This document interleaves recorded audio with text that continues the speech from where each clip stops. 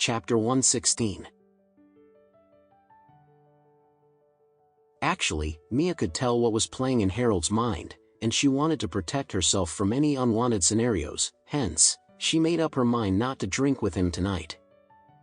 Harold was bummed out after his request to drink was rejected, but he didn't dare to express himself, so he said instead, "It's okay, let's just drink juice then." Mia nodded. "Thanks for being so considerate." Meanwhile, a seemingly gracious young man sitting at the table next to them was staring at Mia. He was attracted by her elegant temperament and aura after he saw her walking into the restaurant. "The lady is so beautiful and extraordinary, she looks like a fairy descending to earth," thought the young man when he first laid eyes on Mia.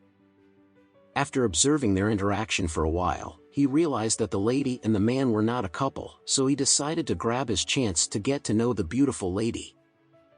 He mustered enough courage before he stood up, walked towards their table, and said to Mia, "Hi, I couldn't help but fall in love with you at first sight as soon as you walked into the restaurant. May I get your number?" Mia was stunned by the sudden approach. She didn't expect to have someone hitting on her in the restaurant tonight. On the other hand, Harold was extremely agitated. Where did this fool come from? Couldn't he see that he was sweet-talking her? How dare he come and cut him off, bugger? Before Mia could answer the abrupt request, Harold said coldly, "Who the hell are you? What are you doing, bugging us at our table?" The young man said lightly, "I'm talking to this fine lady here, stay out of it." Then, he turned to Mia again. "Miss, I've been watching you for a long time. I didn't want to disturb your dinner, but I couldn't help it, for fear of missing the opportunity to get to know you, so please forgive me for my abruptness." Harold's blood was boiling right now. Where the fuck did this dog come from? How dare he steal his woman? Harold glared at him indignantly and growled, "I warn you, get away from us when I talk nicely. If you dare to talk or even peek in our direction again, I'll gouge your eyes out." The young man frowned in dismay and asked Mia, "Is he your boyfriend?" Mia shook her head.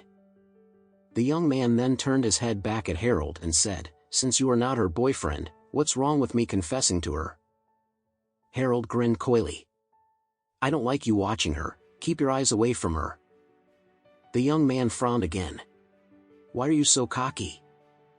You think you're so great, don't you? Boy, I'm from the Richard family, get lost when I talk nicely if you don't want any trouble." Mia was a little annoyed and disgusted by now. Firstly, she didn't like how the young man was so direct and blunt in his confession. Secondly, she didn't like Harold's pompous and overbearing attitude. The young man glared at Harold in irritation and said coldly, "The Richard family? You? Don't make me laugh.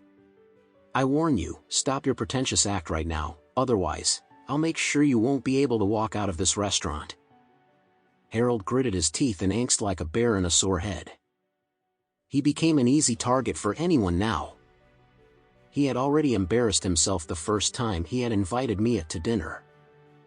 If he failed to prove himself this time and embarrassed himself again in front of Mia, he wouldn't have a chance to pursue her anymore. He grabbed the wine bottle on the table and yelled, "Quiet, fucker. You ask for this." In a blink of an eye, he slammed the bottle on the young man's head.